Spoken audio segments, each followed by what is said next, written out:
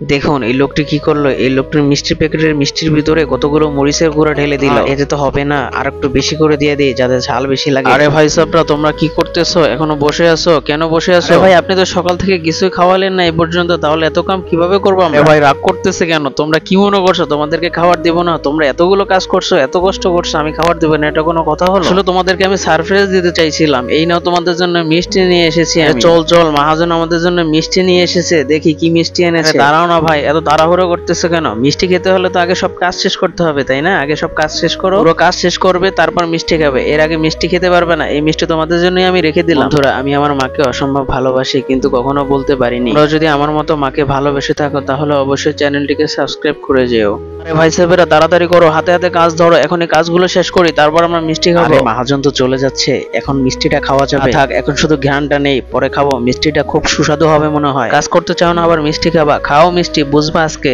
প্রচুর ঝাল দিয়ে দিছি। এই বলে মহাজন পানির ট্যাঙ্কটা সরিয়ে নিল যাতে তারা মিষ্টির সাথে ঝাল খেয়ে পানি না খেতে পারে। বড় ভাই বলুন তো, এভাবে মিষ্টির পোটলার সামনে নিয়ে কতক্ষণ বসে থাকা যায়? এরপরে কর্মচারীগুলো মিষ্টি খেয়ে মহাজনকে কি পরিমাণ ধোলাই দিল সেটা দেখার জন্য অবশ্যই চ্যানেলটিকে সাবস্ক্রাইব করে পরের ভিডিও দেখে নাও।